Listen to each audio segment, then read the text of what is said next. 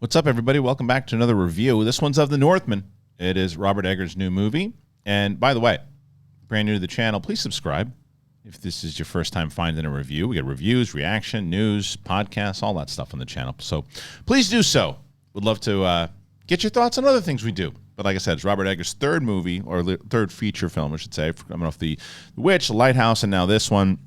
And I think he's a phenomenal director. I think that the stuff that he's done, he's visually, I mean, he's just he's different.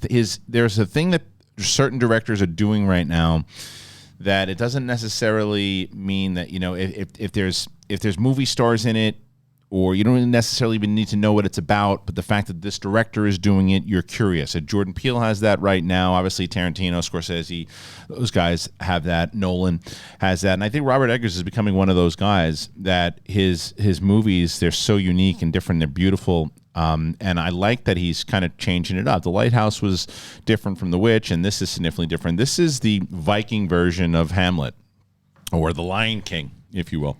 But it is...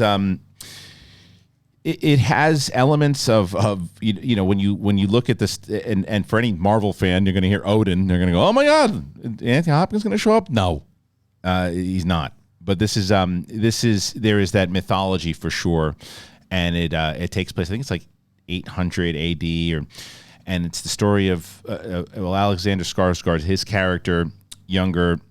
Again, it's the story of Hamlet and Lion King. So if you don't know that already, you're gonna get spoiled.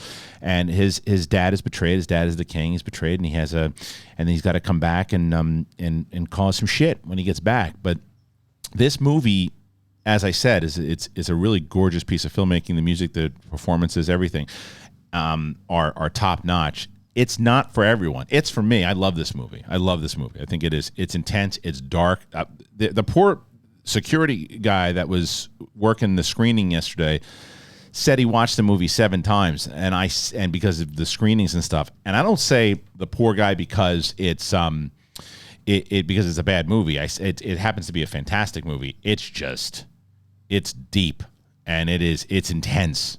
So watch it 7 times. You got to go through some stuff, and there's some imagery that is not easy to deal with in this movie. There's no doubt at all. There's it's about as raw as you imagine that time probably was. And if you know the story of Hamlet, you know how incredibly trying it is emotionally, and the betrayal and everything behind it, and the rage that Alexander Skarsgård is able to do as Amleth in this movie. It's second to none. But I will say that he also, Anya Taylor-Joy, who it seems to be Robert Eggers, kind of like his muse. But she's in this, and they have this relationship, and she's so good in it. She's got such a great range, because she can play weird, she can play endearing, and she does kind of all of that inside of it. But I have to say that someone who stood out to me in this movie was Nicole Kidman, and I am been getting not annoyed with her, but I just feel like she's in everything, whether it's television or movie. It's like every time I turn something on, Nicole Kidman is in everything. And so when I saw her again in this one, it was weird, because she played Alexander Skarsgård's wife in that was a Pretty Little Lies for HBO, and she now plays his mother. So I was like, am I going to be able to deal with this and believe this? And I do. She's so good in this role. She's really good. She's intense in this role. She's fantastic. Willem Dafoe pops up in this. The other standout to me was Claes Bang, who plays Folnir, and who plays Alexander Skarsgård's uncle, Scar.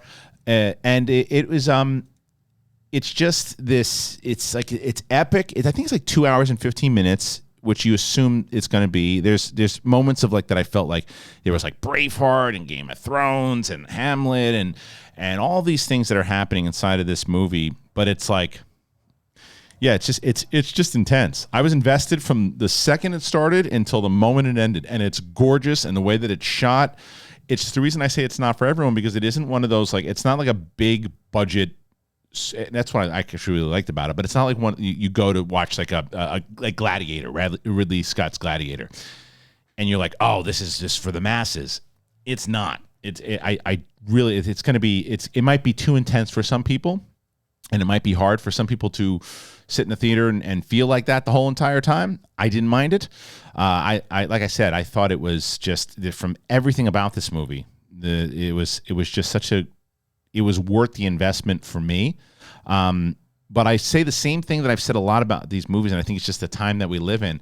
I don't know who the theatrical audience is for this film. And I know that it's like this blasphemous thing to say that people who love film, yeah, I know, but like people are spending their money to go see the DC movies and the Star Wars movies and the Marvel movies. That's what they're going to spend their money for, unless it's like a Sandra Bullock romantic comedy to switch it up a little bit.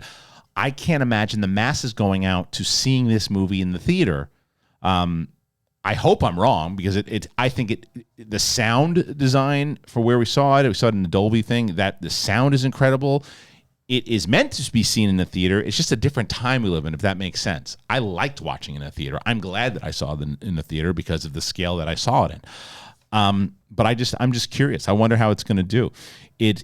I actually, to be fair, I saw The Witch, liked it, thought brilliantly shot, and started I didn't love it as much because of the horror elements. There are horror elements in this, for sure, this movie, a lot of it actually, but it just mixed with this kind of Shakespearean and kind of barbaric Viking story. It just was more my speed. I didn't even see all of Lighthouse, not because I didn't like it, I just didn't get a chance to finish it. But again, same thing, beautifully shot. This guy he's doing it right. So if you like his style, and Ethan Hawke also puts in a very great performance as well. He's doing some great stuff in Moon Knight, and he's great in this one.